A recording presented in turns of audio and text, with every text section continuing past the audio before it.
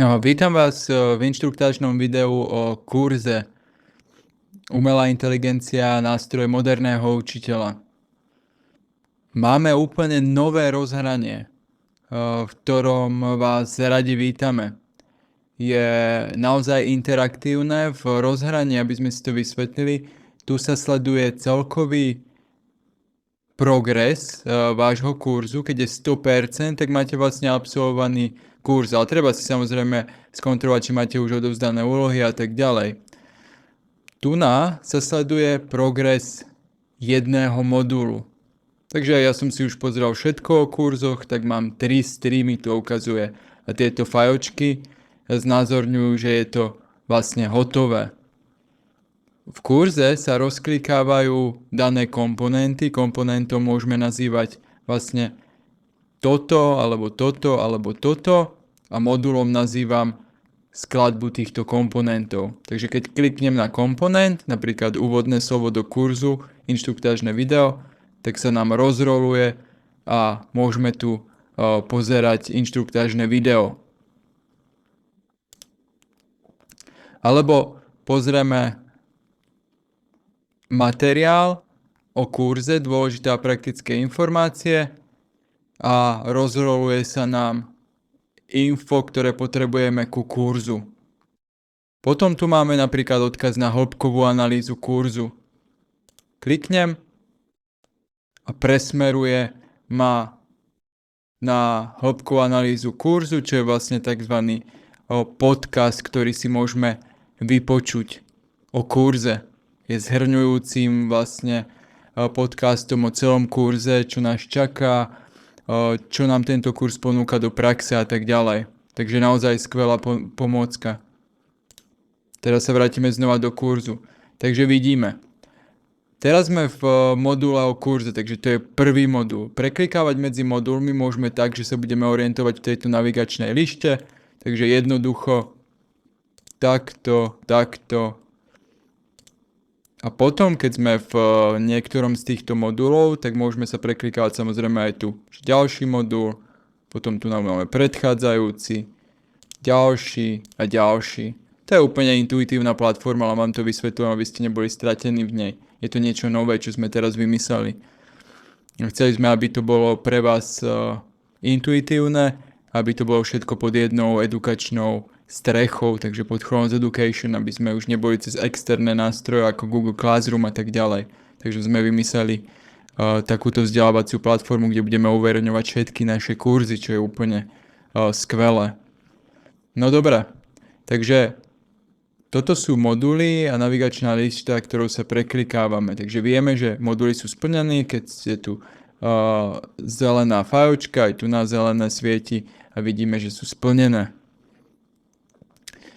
Takže kurzy sú koncipované takto, ako vidíme. Úvod, nejaký materiál alebo nejaký odkaz ešte na niečo a zvyčajne aj úloha. Potom, aby sme vedeli, tak tu na hore sa vždycky uverejnia oznamy, ale keď dáme oznam, tak vám príde aj do e-mailu. Treba si kontrolovať samozrejme aj spam alebo všetky e-maily alebo reklamy, ak by náhodou tam spadol, ale v kurze vždycky na vrchu budete mať oznamy, no si iba kliknem a vidíme, kedy to bolo uverejnené, takže 3.8.2026. Ako sa to nazýva? Nazvali sme to iba tak zábava, alebo to je iba taký vzorový. A je tam napísané dobrý deň, užite si kurz s úctou Chronos Education. Takže tu budete mať vždycky oznamy nad kurzom, vždycky svieti nad každým modulom tie isté oznamy. Dobre, takže toto je kurz. Máme tu viaceré moduly, takže o kurze to je kompletná inštruktáž. Inak za každým týmto kurzom alebo za každým modulom dostanete zaujímavé ocenenie. Vždycky je to niečo vtipné, niečo vystihujúce daný modul a bude tam aj nejaká vtipná fráza.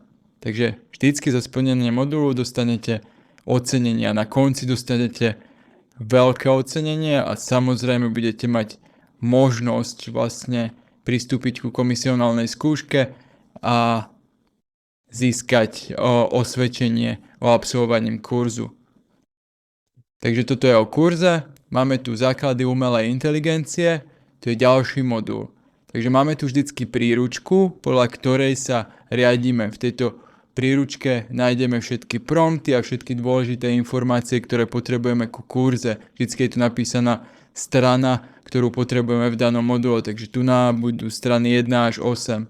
Potom tu máme 3 inštruktážne videá, ktoré si pozrieme a na základe príručky a inštruktážnych videí dokážeme vyriešiť aj úlohu. Takže video, ďalšie video a ďalšie video. Takže takto to vyzerá.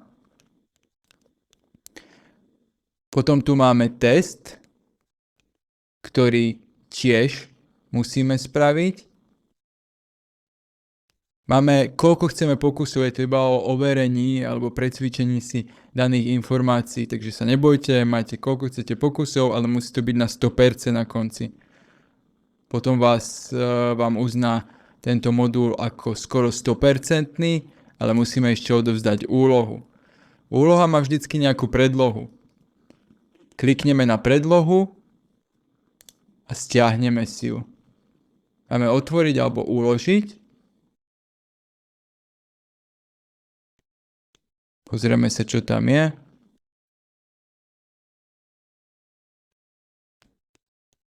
Takže ju vypracujeme, uložíme si ju a vypracujeme ju v tomto dokumente. A tento dokument potom nahráme tak, aby bolo tam vaše meno a názov modulu cez pomlčku. Dáme vybrať súbory. Ja tam teraz nebudem odovzdávať úlohu, dáme tam napríklad Claude. Dáme už je tu súbor, dáme odovzdať úlohu. Nahráva sa a je odovzdaná, zasvietila nám na zeleno. Potom spravíme test a máme hotový modul. Potom ideme takto ďalej. Znova príručka, znova inštruktážne video a vždycky je tu aj nejaká pripomienka, ak sa niečo zmenilo v danom module. A znova nejaká úloha tu bude. Potom máme zase personalizácia AI, aplikácia, charakter AI. Tu nás si vytvárame napríklad vlastného avatara, čo je veľmi užitočné, napríklad oživiť nejakú historickú alebo filozofickú postavu alebo prírodovedca. To je na vás. Máme tu inštruktážne video, máme tu znova príručku, kde si môžeme stiahnuť súbor, a máme tu aj odkaz na konkrétnu postavu, ktorú som ja vytvoril. Ja som vytvoril Sokrata a s tým Sokratom si môžeme chatovať, ale môžeme si aj zavolať. Toto dokážete si aj vy vytvoriť. A následne máme znova úlohu. Môžeme si ju stiahnuť a potom odovzdáme nejakú našu vypracovanú úlohu. Ja tam zase nahrám to isté. A dáme odovzdať úlohu, nahráva sa. A vidíte, dokončil som celý modul, pozrel som si všetko potrebné a dostal som titul stvoriteľ vlastného digitálneho asistenta, alebo sme to dokázali. Vytvoril si avatara na svoj predmet, teraz máš pomocníka, ktorý neodmieta na časy ani víkendové otázky. Plus 10 bodov. Takže takto sa môžete tešiť modul po module na takéto ocenenia. Dáme pokračovať a ideme ďalej. Vidíte, už nám ukazuje modul hotové. Potom tu máme My AI Drive, tu nám budeme pracovať s PDF dokumentami. Ďalej tu máme sprievodcu aplikácie DeepL. To je jeden z najlepších prekladačov na svete. Bol hĺbkovo trénovaný, takže dokáže rozumieť prirodzene jazyku, ktorémukoľvek jazyku, ktorý mu zadáte a môžete zadávať aj akým štýlom sa má vyjadrovať.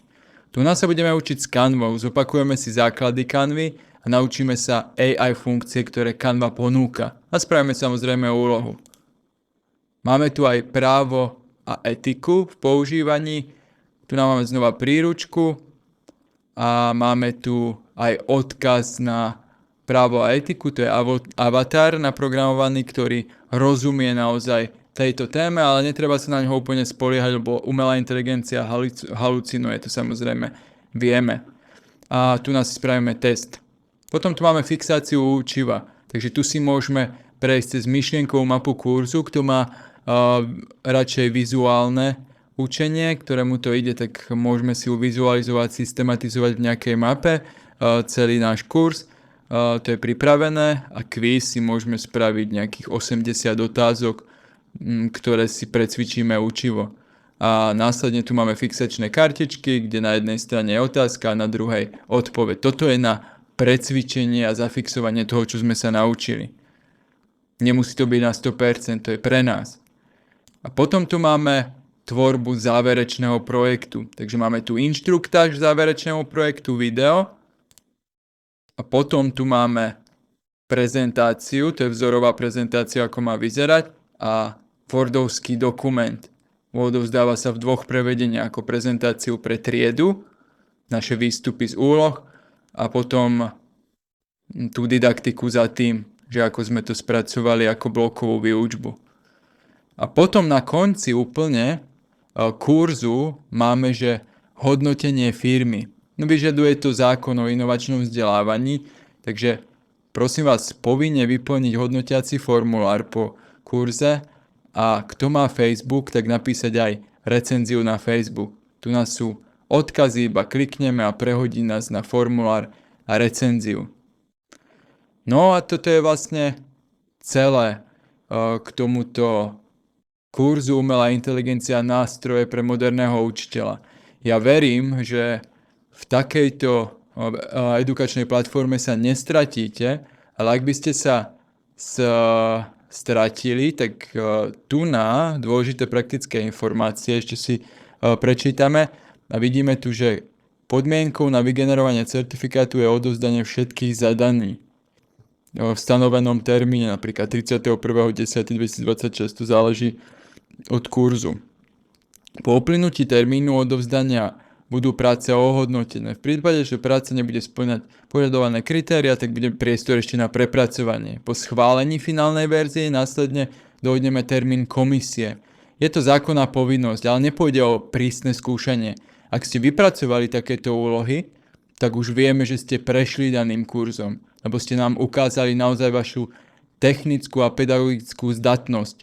Tam sa budeme rozprávať o vašich prácach a o ďalšom smerovaní umelej inteligencie a školstva a na čo si dávať pozor. Bude to konštruktívny rozhovor o ďalšom smerovaní, komisionálna skúška. Počas celého kurzu vždycky je pridelený nejaký lektor. Nemusíte s ním komunikovať, ale môžete. Máte vyhradených 5 konzultačných hodín. Môžete mu napísať na e-mail alebo zavolať na číslo, ktoré tam bude. Ak narazíte na akýkoľvek problém, tak mu zavolajte a poradí vám aj v zložitejších situáciách.